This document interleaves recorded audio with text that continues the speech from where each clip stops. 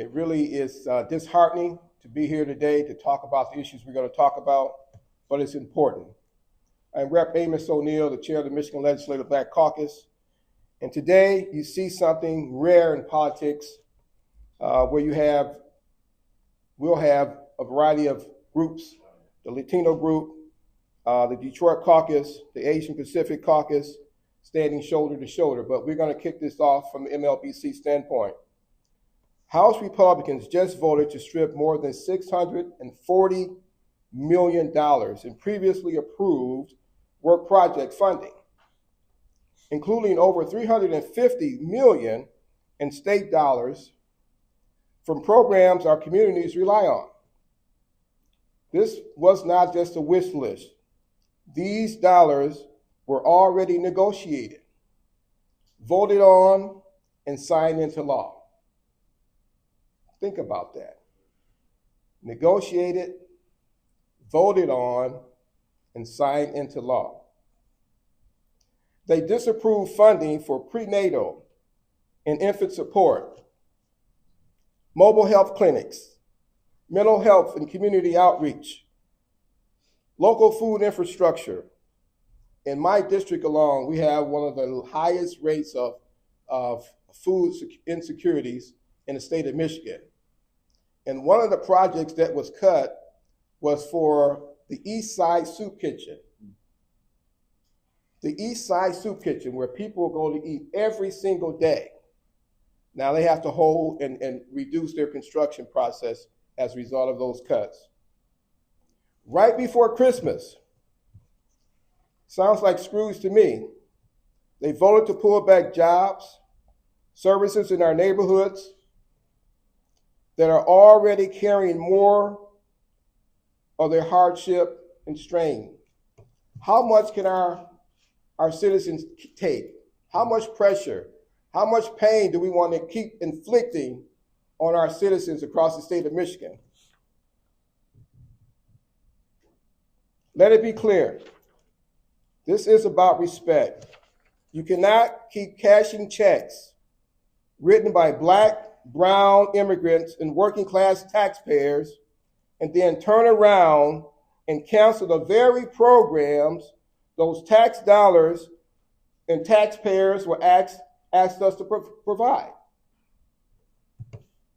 So in response, our caucus, we will be reaching out throughout the state of Michigan and our communities, as we've been doing already, with civic engagement campaigns across the state, going into churches and schools and community union halls and community centers to explain and talk to our constituents and let them understand what happened at the hands of my Republican colleagues right before Christmas. Now, just before Thanksgiving, we had cuts with SNAP. Mm-hmm. Think about that. SNAP, Thanksgiving. Now, over $640 million just before Christmas. It doesn't make sense. It's a disgrace. We can do better than this as Americans, and as the state of Michigan, we can do a lot better than these decisions that were already pre-approved for the citizens of this great state. And with that, I would like to call out Rep. Grant, the second vice chair of the Michigan Legislative Black Caucus, to give the perspective from Grand Rapids. Rep. Grant. Thank you, Mr. Chair. And thank you all for being here this morning. I am Representative Christian Grant. I represent Grand Rapids in Wyoming and West Michigan. In my district, Grand Rapids, Wyoming, and across West Michigan, families plan their lives around the promises that this legislature makes. Promises about access to healthcare, food, safe neighborhoods, and opportunity. When House Republicans disapproved these projects, they didn't just cut line items. They broke promises and they cut lifelines for the people that we serve. Funding for local food infrastructure, community impact centers, mental health outreach, and dealing with the impact of lead poisoning is not abstract in this state or in my district. It means farmers being able to get food. This funding meant farmers being able to get food into underserved neighborhoods. It meant neighborhood-based organizations keeping young people safe. It meant families getting support before a crisis turns into an irreversible downward spiral. These cuts also have very real economic impact.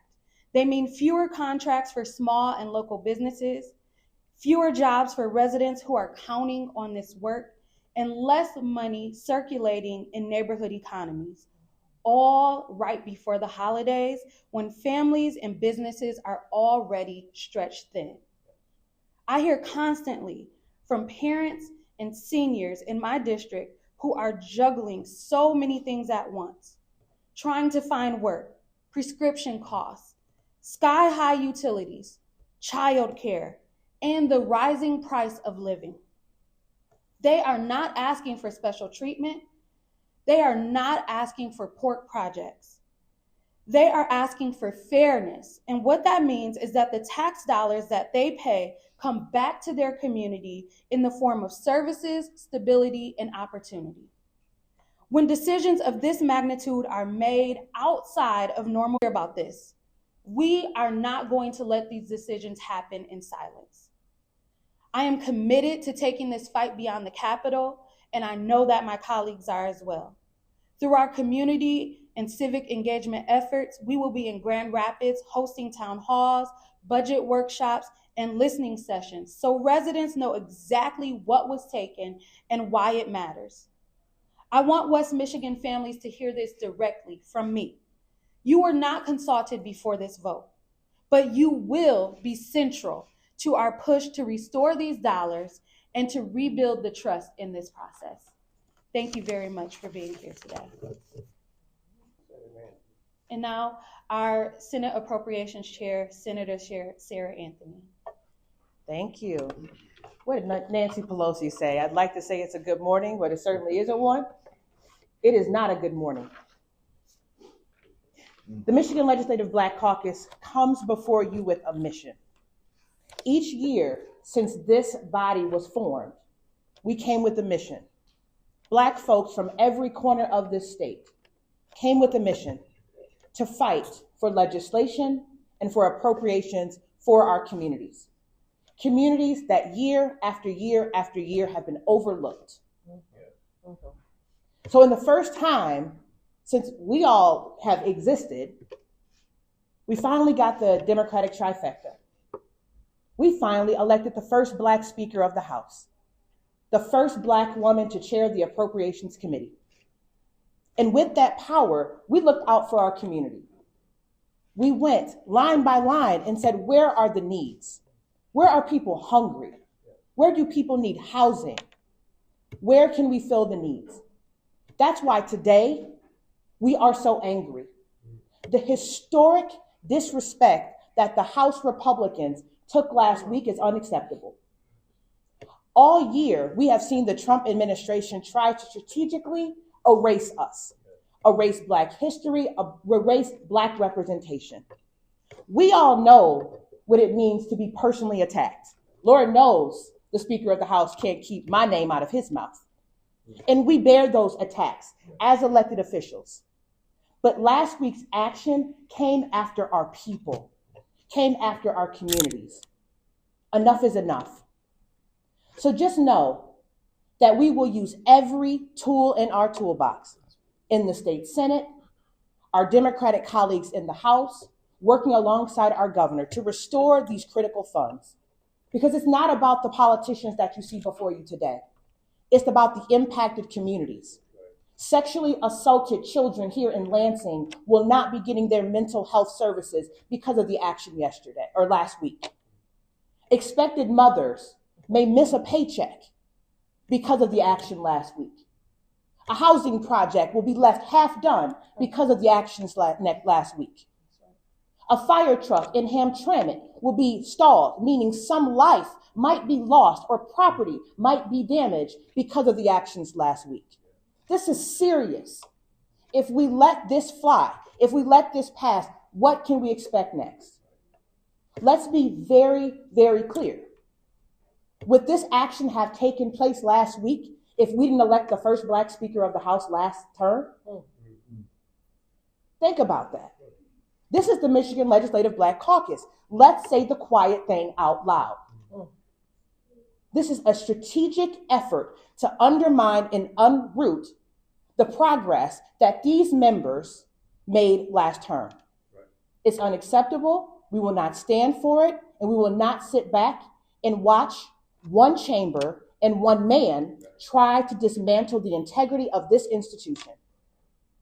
And with that, I turn it over to my colleague, Representative Young. Pretty much enough said.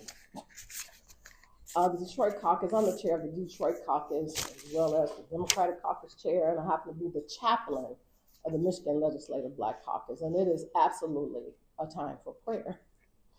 Because this is something that will put you on your knees quick when you claw back money that's intended for the least of these. For people who haven't had a voice for nearly 40 years. That's what we did, as Senator Anthony so eloquently said. We finally made those investments in programs and in services that hadn't seen that type of investment in decades. And so then, with some little loophole in the law, there was an attempt, and not just an attempt, but they actually did this thing, $645 million clawed back. And so when we had a press roundtable on last week, we brought in some of the organizations that would be impacted. And so the gentleman from Detroit Blightbusters, who spent his life making certain that Detroit will be built up and lifted up, that crime would be reduced by eliminating blight, that children would be able to walk safely to school. He's concerned because he says his name is on the list. And so the good work that they've been able to do has now come to a halt. They've started affordable housing projects. I'm like, so what, we just get a basement because of these decisions? And then we had a lady who was part of 482 Forward. So she gave her comments. She said, wait a minute, I'm hearing about projects I didn't even know about. I came here to talk about our kids, and now you're telling me that Detroit horsepower that is right in my community, building up my community, giving us hope, a hope we've never had, is on the chopping block. I didn't even know that. I came here to talk about the fact that my goddaughter won't be able to get the assistance that they have counted on when her husband lost his job. To be able to get the diapers, to be able to get to their prenatal appointments, all of those things. Now it's all in jeopardy. And for what? To continue a culture of chaos. People are in flux. All of our phones haven't stopped ringing. Driving in today, you're like, oh my God, I heard that the Detroit Motown Museum is on the list. Channel 4 in Detroit said that. I'm just like, look, because the chaos is so real, we don't really know exactly who all is on the list. They can't even tell us. Our colleagues on the side of the aisle don't even really know what the heck they did. And it's so unfortunate because it has caused distress in our communities that was not necessary. We know it's the holiday season, and you think that, love should be the word. Is that right, family? Mm-hmm. But to one of my guests on Friday, she said, instead of love being the work, it seems to be coal in our stockings from our colleagues on the other side of the aisle. And so again, to Senator Anthony's point, to all my colleagues, we don't take this sitting down and we don't take this lightly. We're going to continue to uplift what's happened. We're going to continue to dig down deep and to see exactly what's been impacted. And then we're going to make certain that folks know that we're not going anywhere. House Democrats, Senate Democrats, we stand united. And Black people in particular, we stand united, the Michigan Legislative Black Caucus, into making certain that our voices will not be snubbed, we will not be silent, and we're going to fight to get that funding restored by any means necessary. With that, Mr. Chair. Thank you. Also, I'd just like to acknowledge the speaker here standing with us, and we will take questions from the audience, and all of us are able, but we'll let our Senator Appropriations field a lot of those questions because she's our Appropriations Chair.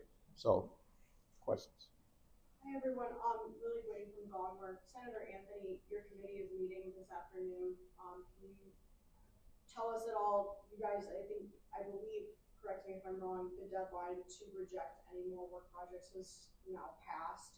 So that option for retaliatory action has lapsed, but is there anything else the Senate plans or Senate Democrats are planning that we can expect to see in the way of, hitting back at this?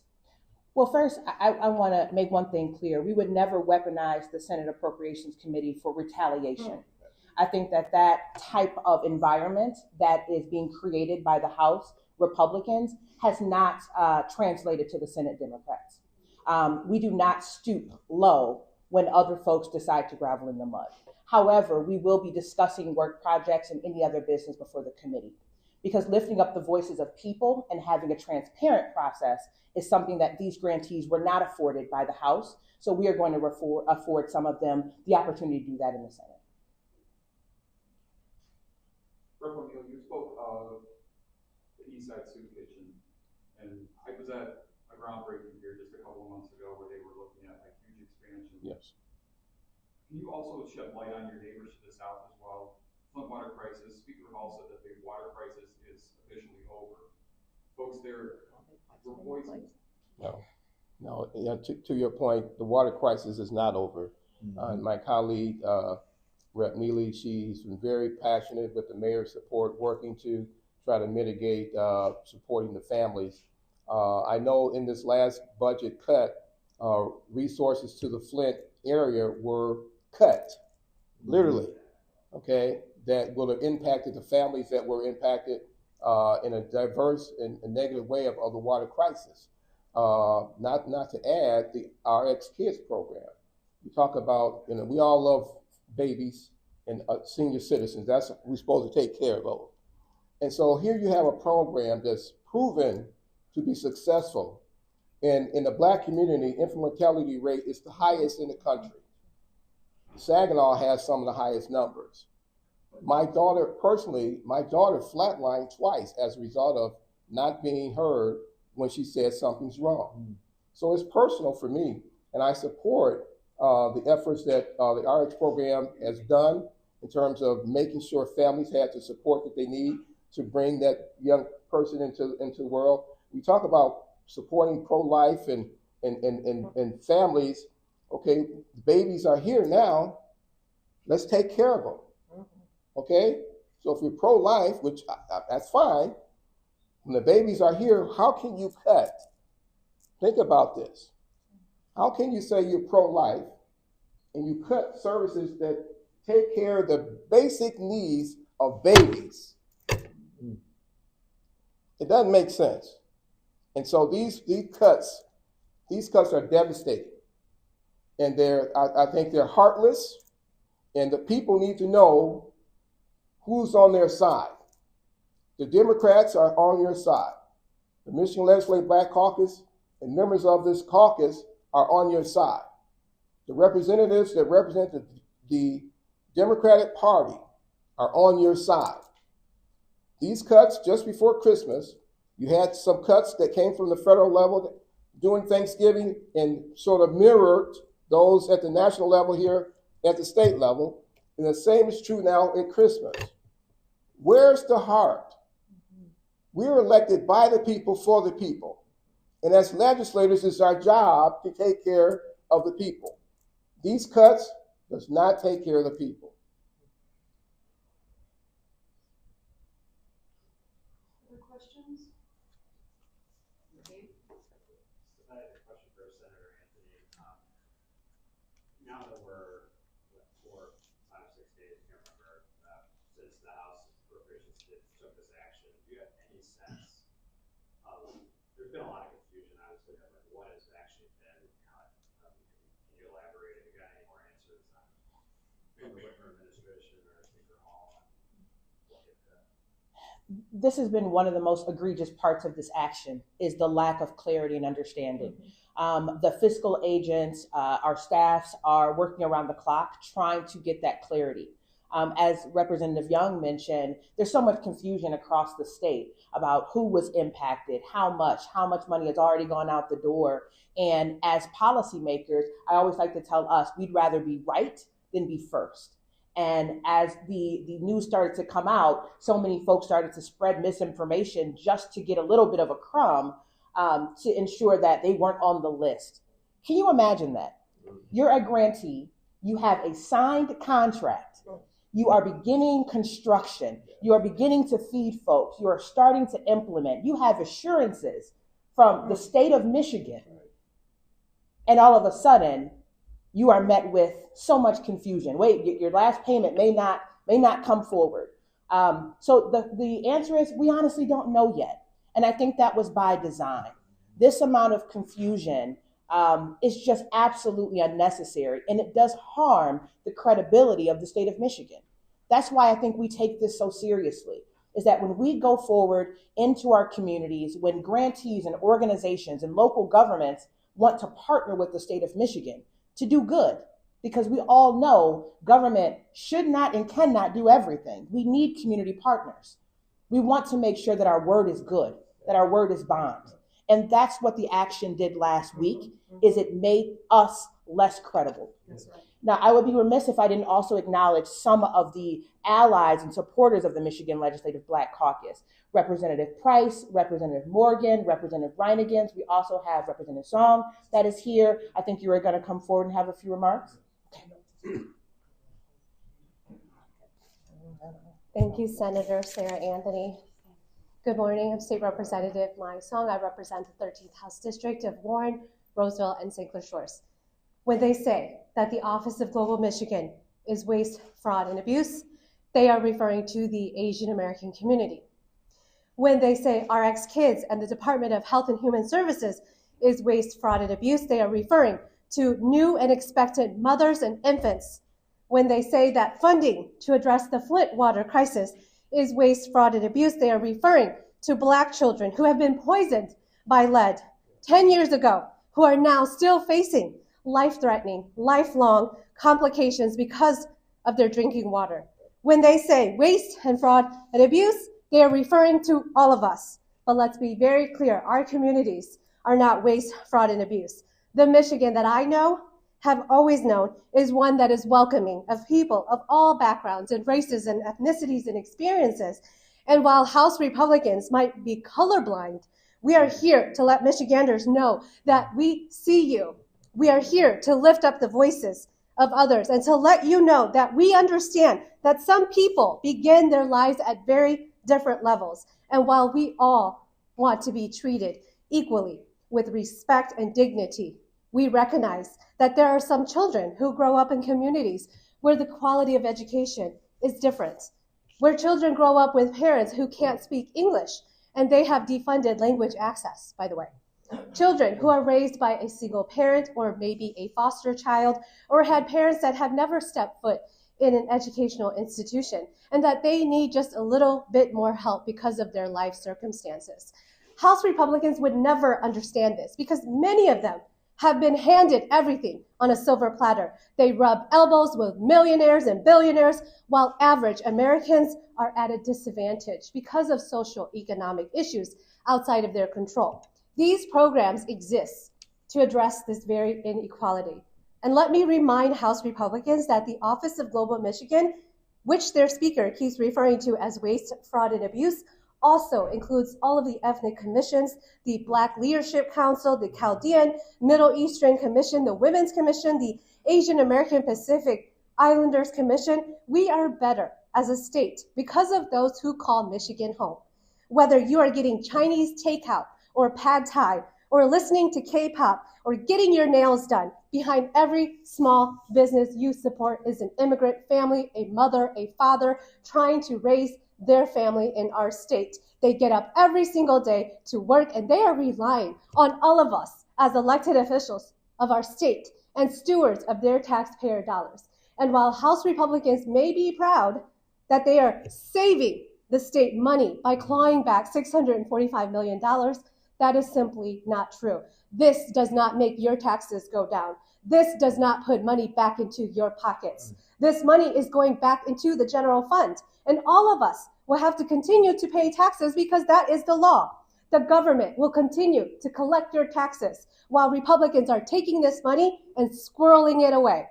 you better bet that January, come 2026, the speaker has already made it clear that he is going to expect all of these departments and nonprofits and organizations and local governments to come back and to beg him for this money, to make the case as to why they should have this money back. He even admitted during his press conference that some of these programs were not even waste, fraud, and abuse, but he still cut them anyway. So what problem is he trying to solve here? He wants to come in and pretend to be the hero after he has orchestrated and created this crisis. He is not being fiscally responsible. Being fiscally responsible means being efficient with taxpayer dollars. He's not putting money back into the pockets of working families. Instead, it's going to cost the state and taxpayers more money when they have to pause their projects and try to find ways to restart their initiatives, or to even take out loans and bonds to make up for their local government's gap. This includes $1 million from my own community for Parks and Recreation in Warren. And as residents know, because I know how much that money is needed, our local communities cannot even keep the bathrooms open at the parks. And if you had a child, you would know that taking your child to the park means you have to worry about where is the closest bathroom, or taking them home. You have to run home, that you might have to use a porta potty if there is even one available. And Republicans, they don't think about this stuff because all they think about is themselves. So don't listen to what they say, watch what they do. And we are here as House Democrats and Senate Democrats to fight back against this claim of waste, fraud, and abuse. As the co-chair of the APA caucus, I'm here to stand in solidarity with the Black community, the Hispanic community, because this impacts all of us, no matter what part of the state that we live in. Thank you.